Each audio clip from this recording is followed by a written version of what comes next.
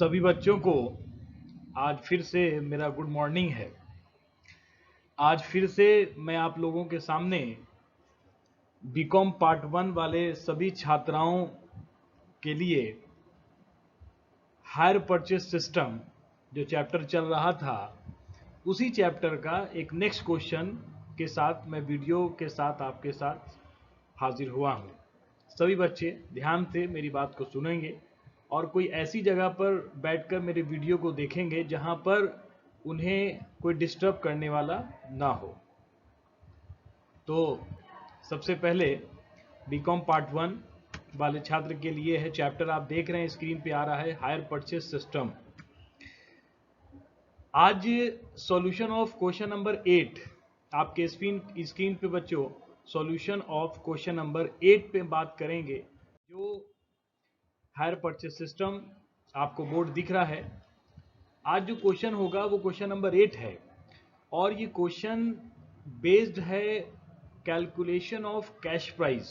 जी हाँ बच्चों, आज हम लोग क्या सीखेंगे? कैश प्राइस निकालने के लिए सीखेंगे। आज आपको पहले जो भी क्वेश्चन मैंने बताया था उस क्वेश्चन में आपने देखा था कि कैश प्राइस पहले से क्वेश्चन में लिखा होता है, लेकिन आज के प्रश्न में कैश प्राइस नहीं है बल्कि हायर परचेस प्राइस है। मतलब जो प्राइस दिया हुआ है उस प्राइस में इंटरेस्ट इंक्लूड है और आपको वो अमाउंट निकालना है जिसमें इंटरेस्ट इंक्लूड नहीं होता, यानी अर्थात आपको कैश प्राइस निकालना है। प्रश्न पहले देख लेते हैं फिर हम सॉल्यूशन पे जाएंगे तो आपको ज्यादा क्लियर होगा। प्रश्न है, a machinery is taken under the hire purchase system for ₹2500 to be paid as follow. इसको हिंदी में अनुवाद अगर करें तो क्वेश्चन कहता है कि किराया क्रय पद्धति के अंतर्गत, यानी कि हायर परचेस सिस्टम के अंतर्गत बच्चों 2500 रुपए की मशीनरी, 2500 रुपए की क्या बच्चों?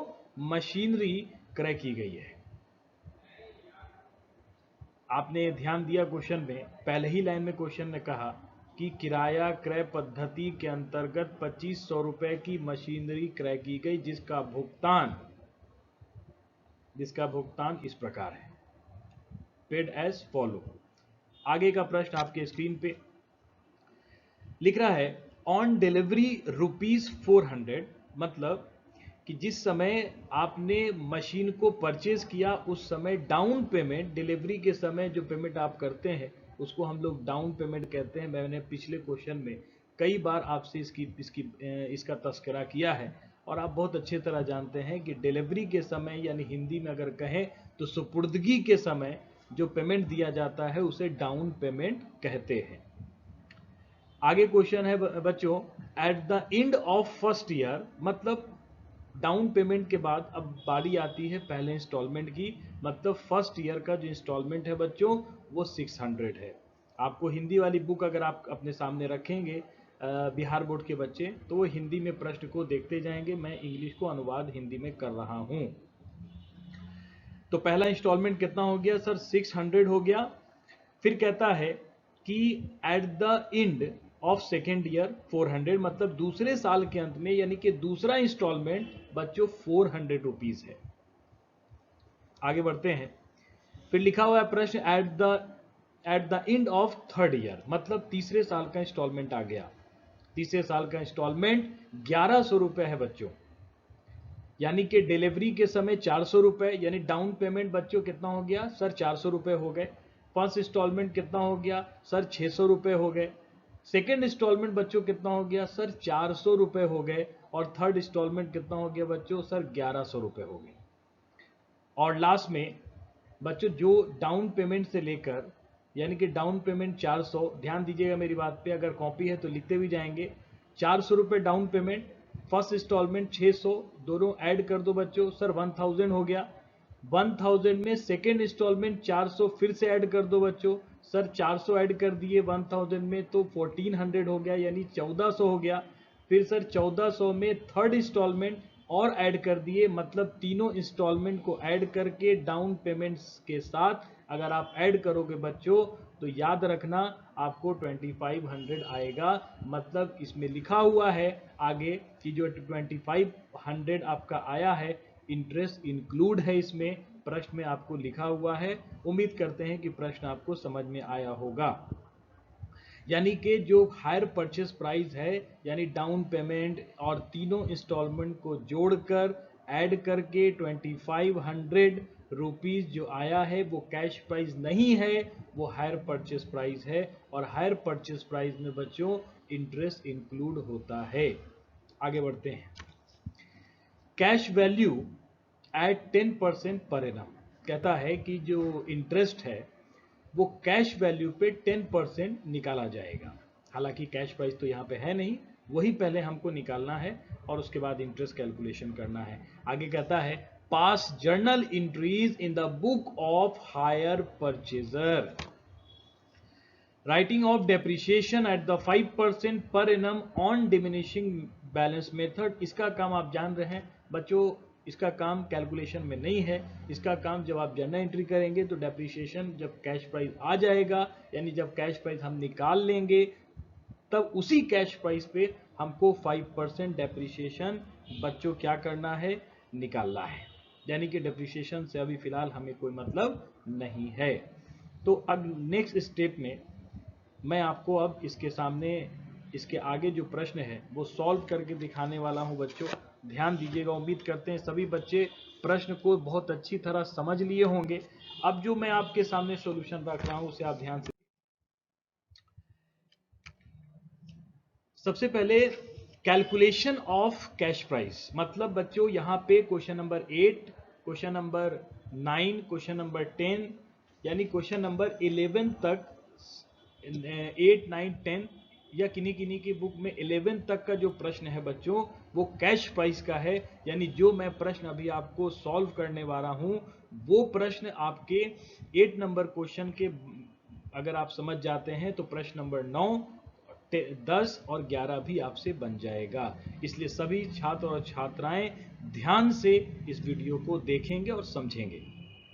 सबसे पहले आपके स्क्रीन पे दिख रहा होगा कैलकुलेशन ऑफ कैश प्राइस, यानी कि हमें इंटरेस्ट यहाँ पे निकालना तो है ही, लेकिन सबसे पहले कैश प्राइस भी निकालेंगे। उसके बाद बच्चों मैंने एक यहाँ पे फॉर्मूला लिखा है। फॉर्मूला क्या है, यानी कि interest on hire purchase price जो हम लोग निकालेंगे उसका एक फॉर्मूला है। जैसे रेट 5% जब होता था तो आप क्या लिखते थे सर, 5/100 लिखते थे। 10 होता था तो 10/100 लिखते थे। लेकिन यहाँ पे थोड़ा सा चेंज है बच्चों, देखिएगा रेट ऑफ इंटरेस्ट ऊपर लिखेंगे, नीचे 100 प्लस रेट ऑफ इंटरेस्ट लिखेंगे। यानी कि बच्चों अगर 5% या 10% रेट ऑफ इंटरेस्ट है तो 10/100 लिखा हुआ है, यानी कि रेट ऑफ इंटरेस्ट ऊपर में 10 लिखेंगे, नीचे 100 लिखेंगे और फिर उस 100 में यानी 100 में रेट ऑफ इंटरेस्ट को बच्चों ऐड कर देंगे। यानी सपोज एग्जांपल मैं दे रहा हूं, ध्यान से सुनिएगा। अगर आपके प्रश्न में 10% रेट ऑफ इंटरेस्ट है तो 10/110 हो जाएगा, यानी 10/110। अगर 5% है तो 5/105 हो जाएगा। अगर 20% इंटरेस्ट है तो 20/120 हो जाएगा।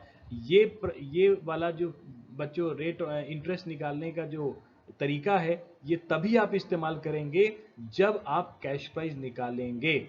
अन्यथा जैसे पहले प्रश्न बना रहे थे, 5% है तो 5/100 करके ही निकलेगा, 10% है तो 10/100 करके ही निकलेगा, अगर 20% है तो 20/100 करके ही निकलेगा। यानी इस मेथड का इस्तेमाल, इंटरेस्ट निकालने का इस्तेमाल कब करेंगे बच्चों, मैं बार बार बोल रहा हूं, ध्यान दीजिएगा। दोबारा बच्चे कोई ऐसा सवाल ना करें, इसलिए मैं इसे 2, 4, 5 बार दोहरा रहा हूं। इसलिए आप कोई बच्चे समझ जाते हैं तो उनको लगता है कि सर एक ही बात को बार बार बोलते हैं, लेकिन ये मैं उन बच्चों के लिए बोल रहा हूं जो बच्चे लेट से समझते हैं।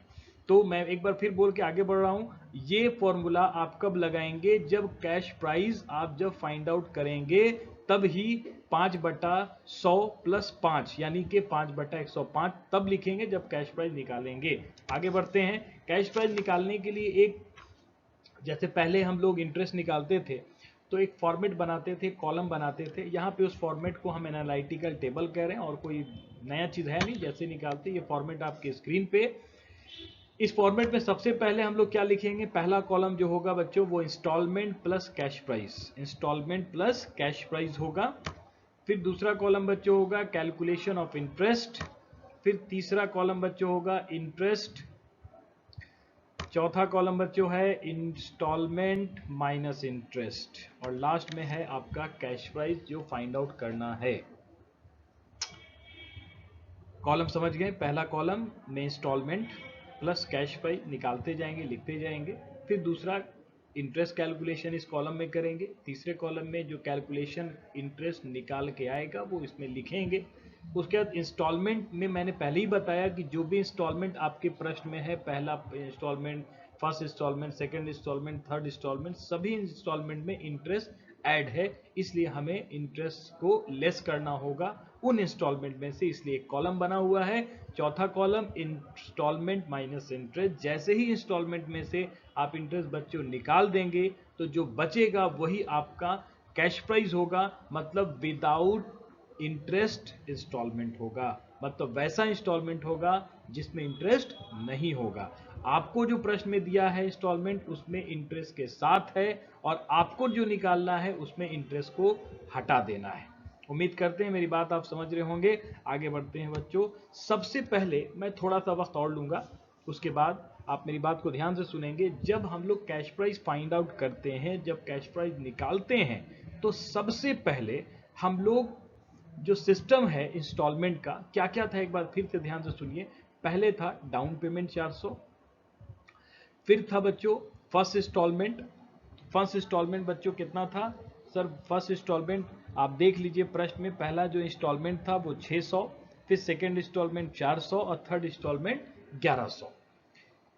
यानी कि शुरू होगा, पहले हम लोग क्या करते थे, पहले डाउन पेमेंट घटाते थे, फिर फर्स्ट इंस्टॉलमेंट, फिर सेकंड, फिर थर्ड। लेकिन बच्चों कैश प्राइस निकालते समय ये काम अपोजिट होगा, यानी उल्टा उल्टा निकालेंगे। यानी कि पहले हम लोग बच्चों लास्ट इंस्टॉलमेंट पहले लिखेंगे। इसीलिए मैं बोल रहा था कि आप कॉपी में लिखना कि पहला जो था वो डाउन पेमेंट था, फिर फर्स्ट इंस्टॉलमेंट जो था वो बच्चों वो 600 था, सेकेंड इंस्टॉलमेंट 400 था, थर्ड इंस्टॉलमेंट 1100 था। तो हम कहां से शुरू करेंगे बच्चों? लास्ट इंस्टॉलमेंट से शुरू करेंगे। यानी पहले आपको दिख रहा होगा लास्ट इंस्टॉलमेंट मैंने लिखा है। लास्ट इंस्टॉलमेंट कितना है बच्चों? तो सर 1100 है, 1100 रुपीज है, उसको पहले लिखेंगे। और 1100 का अब दूसरे कॉलम में जैसे ही बच्चों जाएंगे आपको दिखेगा 1100 इंटू कितना सर, कितना निकालना था सर? 10 बाई, अभी मैंने फॉर्मूला बताया था 10 बाई 110। देखिए आपके स्क्रीन पे 10/110 आ गया। इसके पहले वाले प्रश्न में मैं सिर्फ लिखता था 10/100, लेकिन इसमें 10/110 लिखा। इसका कारण मैंने आपको अभी तुरंत पहले बता चुका हूं, अब इस पे बात नहीं करूंगा। आगे जैसे ही इसका कैलकुलेशन आप बच्चों करेंगे तो 100 रुपीज इंटरेस्ट आएगा, जिसको नेक्स्ट कॉलम में यानी कि इंटरेस्ट के कॉलम में आप लिख देंगे। उसके बाद जो इंस्टॉलमेंट आपका था, पहला लास्ट इंस्टॉलमेंट 1100 था, इंस्टॉलमेंट 1100 मैंने फिर से लिख दिया, और जो इंटरेस्ट निकाला उस 100 को मैंने इसमें से लेस कर दिया। बच्चों कितना बचा सर? 1000 जो बचा ये इंस्टॉलमेंट निकला, यानी वैसा इंस्टॉलमेंट निकला जिसमें इंटरेस्ट नहीं है, जिसको हम उठाकर कैश प्राइस में लिख देंगे। उम्मीद करते हैं पहला कैलकुलेशन फर्स्ट स्टेप का कैलकुलेशन आपको समझ में आया होगा। मैं फिर से इसे दोहरा रहा हूं, सभी बच्चे ध्यान से मेरी बात को सुनेंगे। कैश प्राइस जब निकालते हैं तो हम लोग अपोजिट काम करते हैं, मतलब लास्ट इंस्टॉलमेंट, उसके बाद फिर थर्ड इंस्टॉलमेंट या सेकेंड इंस्टॉलमेंट, फर्स्ट, उसके बाद डाउन पेमेंट। यानी कि पहले डाउन पेमेंट नहीं लिखना है, वो सबसे लास्ट में लिखना है। तो सबसे पहले लास्ट इंस्टॉलमेंट जो था वो कौन सा इंस्टॉलमेंट था? Third instalment. याद कीजिए आपके पास 3 इंस्टॉलमेंट है डाउन पेमेंट के बाद। पहला इंस्टॉलमेंट 600, दूसरा इंस्टॉलमेंट 400 और तीसरा इंस्टॉलमेंट 1100। तो तीसरा जो इंस्टॉलमेंट है, थर्ड जो इंस्टॉलमेंट है, उसे मैं लास्ट इंस्टॉलमेंट लिखा हूं। आप ये घबराइएगा मत कि सर थर्ड इंस्टॉलमेंट आपने क्यों नहीं लिखा, क्योंकि third instalment is last instalment, इसलिए मैंने थर्ड इंस्टॉलमेंट को लास्ट इंस्टॉलमेंट लिखा है। आप थर्ड इंस्टॉलमेंट भी इसे लिख सकते हैं। जो 1100 था, 1100, आइए फिर से एक बार हम इसको देख लें। तो 1100 को बच्चों मैंने 10/110 करके 100 इंटरेस्ट निकाला, उसके बाद 100 रुपये इंटरेस्ट आए, जिसे मैंने इंस्टॉलमेंट से घटा दिया। घटाने के बाद लेस करने के बाद 1000 रुपया यानी कि 1000 रुपीज आपका कैश प्राइस बचा। अब आते हैं सेकंड में। लास्ट इंस्टॉलमेंट यानी थर्ड इंस्टॉलमेंट 1100 था, उसके बाद इंस्टॉलमेंट कितना था बच्चों? सर सेकंड इंस्टॉलमेंट मैंने बताया आपको सर 400 रुपए थे, मैंने लिख दिया। आप भी ऐसे ही करेंगे, अगला जब सवाल बनाएंगे अगर उसमें 5 इंस्टॉलमेंट होगा, ध्यान से सुनिएगा, अगर नेक्स्ट क्वेश्चन आप बनाते हैं उसमें 5 इंस्टॉलमेंट होगा तो 5वां इंस्टॉलमेंट लास्ट इंस्टॉलमेंट, उसके बाद क्या आएगा? फिफ्थ इंस्टॉलमेंट, लास्ट इंस्टॉलमेंट के बाद जब हमने क्या लिखा? सेकंड। आप नेक्स्ट क्वेश्चन में रहेगा तो क्या लिखोगे? वहां फोर्थ इंस्टॉलमेंट लिखोगे, फिर थर्ड इंस्टॉलमेंट पे आओगे, फिर सेकंड इंस्टॉलमेंट पे आओगे, फिर फर्स्ट इंस्टॉलमेंट पे आओगे। तो यहाँ 3 इंस्टॉलमेंट था। लास्ट इंस्टॉलमेंट के पहले क्या आया? Second instalment. सेकंड इंस्टॉलमेंट कितना प्रश्न में है? सर 400 है। 400 जैसे ही मैंने लिखा उसके बगल में प्लस का साइन आपको दिख रहा है, इसमें कुछ जोड़ना है। क्या जोड़ना है सर? तो अभी अभी आपने 1000 रुपए कैश प्राइस निकाला है ना? फिर से सुनिएगा, सेकेंड इंस्टॉलमेंट 400 रुपया मैंने लिख दिया, अब इसमें कुछ जोड़ना है। तो कुछ में क्या जोड़ना है? तो सर कैश प्राइस जोड़ना है। कैश प्राइस अभी अभी आपने कितना निकाला? सर 1000 निकाला, उसको मैं यहां पर ऐड कर रहा हूं। ऐड करने से बच्चों कितना आ गया? सर 1400 आ गया। अब इस 1400 का फिर से कैलकुलेशन कर लेंगे जैसे ऊपर वाले का किए थे।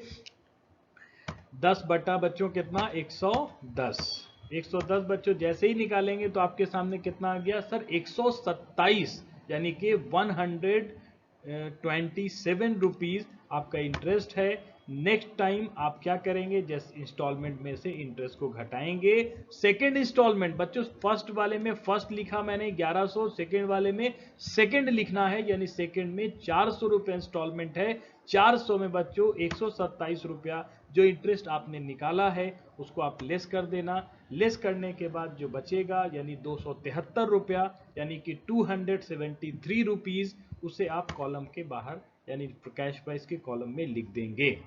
अब आ रहे हैं हम लोग बच्चों, थर्ड इंस्टॉलमेंट हो गया, सेकेंड इंस्टॉलमेंट भी हो गया, अब आ रहे हैं हम लोग फर्स्ट इंस्टॉलमेंट पे। फर्स्ट इंस्टॉलमेंट बच्चों याद करना, मैंने बार बार रटा था, बार बार प्रश्न समझाया था, 600 रुपया है। 600 में फिर कुछ जोड़ना है। अब क्या जोड़ेंगे? तो अभी अभी फिर से मैंने कैश प्राइस कितना निकाला बच्चों? सर 273 रुपये अभी निकाला है आपने, तो 273 रुपये इसमें जोड़ देंगे।